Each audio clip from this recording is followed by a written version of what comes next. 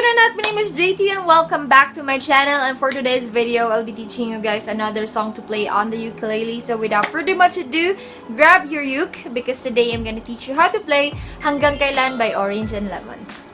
So for this tutorial, hindi natin kailangan ng Capo, just plain standard tuning, GCEA, and always remember to tune your ukulele every time you use it. So in order to play this song, you need to learn 8 chords on the ukulele, and may mga chords dito na hindi masyadong common kasi hindi natin siya masyadong ginagamit. So ayun, yung first chord natin is an E flat major 7. Ayan, so you just have to bar the entire 3rd fret and then put your 4th finger on the first string. Ito yung first string natin, okay? First, second, third, and 4th. So, ayan. Bar, and then put your 4th finger dito. Ayan. Next chord is an F. So, ano lang tong F? Basic. Tapos, next is G. Tapos, G7. So, di ba kanina yung G natin, ganito yung itsura niya. So, yung G7, parang baliktad lang nun. Tapos, next one is a C major 7. So, diba, ito lang yung, yung madalas natin ginagamit na chord. This is the chord of C. So, C major 7 is here on the 2nd fret, but still on the 1st string. Ayan. Tapos, next one is an A minor 7. And, na-introduce ko na to siya sa Midnight Sky ko na tutorial. So, ito yung pinaka-easy na chord sa ukulele. So, wala kang gagawin. Ayan lang. I-strum mo lang tong lahat, and that is an A minor 7. Then, the next one is an E flat or D sharp. Parehas lang yun. Tapos, put your index finger here, your 3rd and 4th here. So, ito yung E flat natin. So, again, E flat major 7, F, tapos G, G7, C major 7, A minor 7, tapos E flat. So, ipapakita ko muna sa inyo kung paano siya tugtugin, and then let's break down the strumming pattern and the chords of this part afterwards. Okay? So, ayan.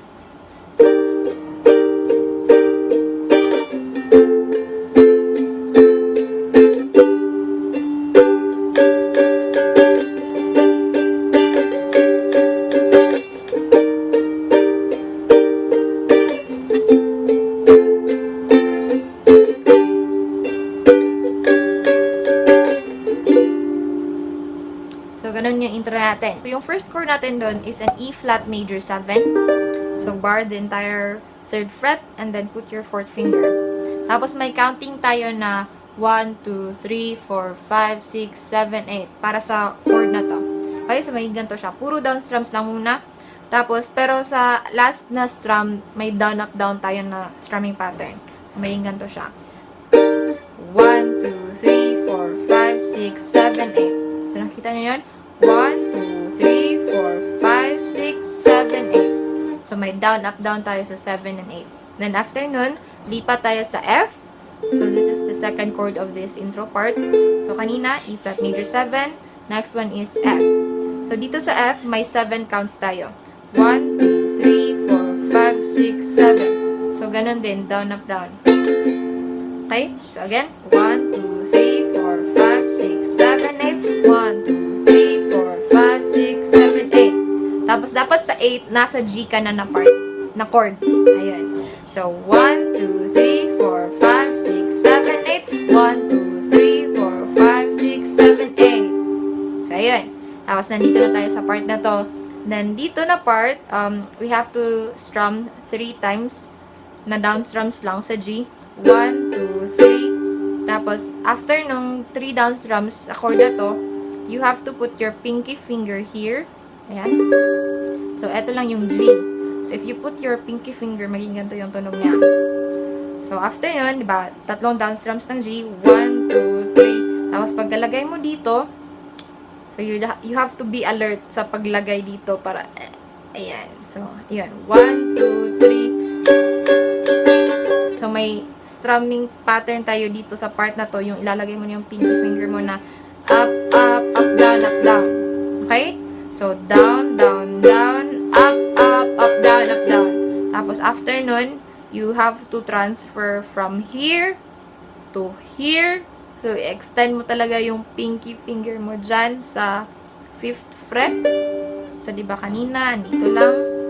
So, napunta siya dito. Tapos, yung strumming pattern mo na naman dyan is 3 down strums. Tapos, balik ka na naman dito. with the same strumming pattern kanina na up, up, up, down, up, down. So, okay? 1, 2, 3, 1, 2, up. So, nakikita nyo yan? So, ulitin natin from the top. 1, 2, 3, go. Mali. Okay, take 2. 1, 2, 3, go. 1, 2, 3, 4, 5, 6, 7, 8. 1, 2, 3, 4, 5, 6, 7, 8. Tapos, after nun, repeat na tayo sa E flat major 7 na naman. The same sa tinuro kanina.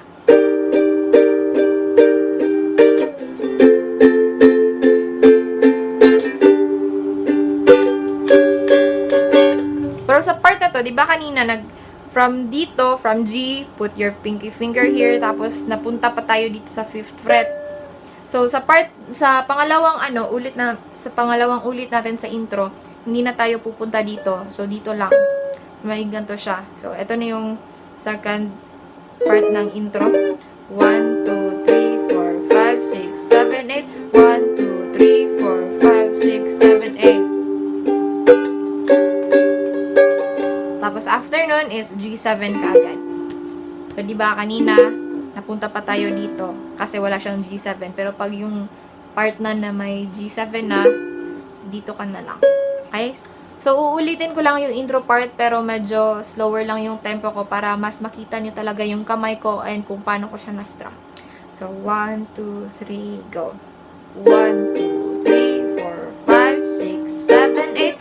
1, 2, 3, 4, 5, 6, 7, 8. Down, down, up, up, up, down, up, down, down, down, down, up, up, up, down, up, down. 1, 2, 3, 4, 5, 6, 7, 8.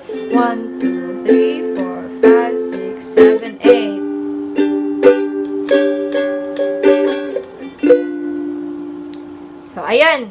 So, I hope na makuha niyo yung intro na part. So, let's move on to the verses of the song.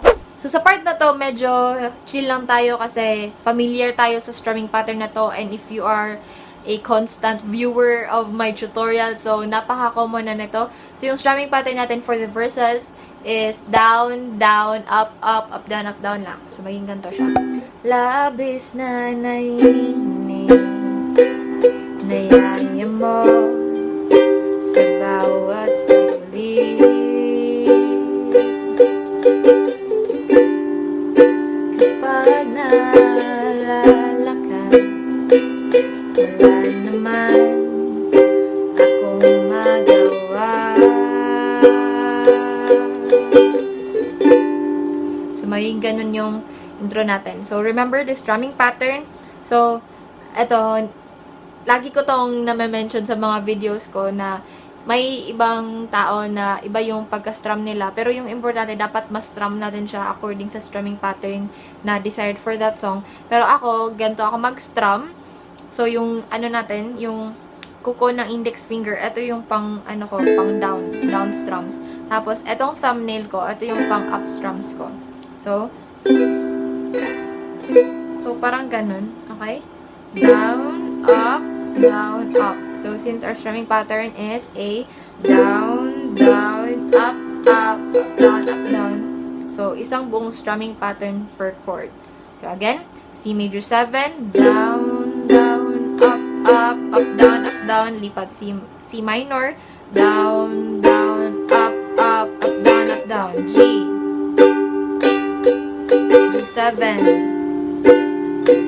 balik sa C major 7, down, up, up, up, down, C minor, G,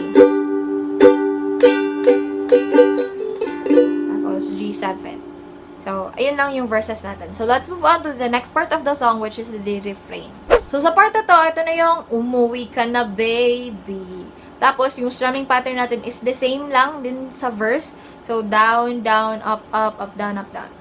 Umuwi ka na, baby. Di na ako sanay nang wala ka. Mahirap ang mag-isa.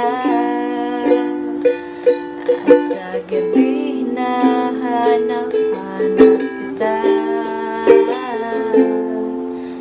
ayun.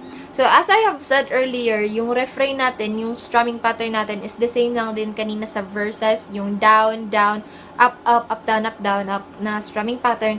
Pero sa linya na kita, may ibang strumming pattern tayo para sa part na yan. So, we have an E flat and an F na chord dyan. So, sa part na yan, yung strumming pattern natin is down, down, down, up, down, and the same with the F, down, down, down, up, down. So, ulitin lang natin yung part na at sa gabi, hinahanap-hanap kita. So, ayun. At sa gabi, hinahanap-hanap kita. Down, down, down, up, down, down, down, down, up, down. So, ayun. So, let's move on to the chorus. So, sa part na to, yung strumming pattern natin is the same lang din sa kanina. Yung down, down, up, up, up, down, up, down, up. Then, try lang natin katahin to and just follow. 1, 2, 3, go. Hanggang kailan ako maghihintay na makasama kang muli sa buhay kong puno ng paghihirap at tanging ikaw lang ang pumapawi sa mga luha naglalagay ng ngiti sa mga labi. So, ayun. So, diba kanina, yung sa part na kita, diba may different strumming pattern tayo dun. So, same lang din dito sa part na at naglalagay ng ngiti. So, same strumming pattern. At down, down, down, up, down, down, down, down, up, down. Tapos, sa part na sa mga labi. So, balik na tayo sa original na strumming pattern nyo. Down, down, up, up, up, down, up, down. So, after the chorus is the second verse of the song. So, yung tinuro kanina sa verse 1 is the same lang din na mai-apply nyo sa verse 2.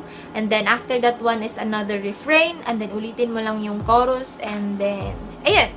So, don't forget to check out the chords and the lyrics on the description box below para may mapag-aralan kayo and guide after watching this tutorial. And, ayun. So, if you like this video, please give it a big thumbs up.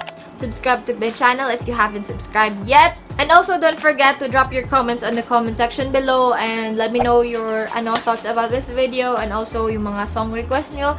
So, just drop it down on the comment section below and I'll see you guys on my next video. Thank you so much for watching. Bye-bye!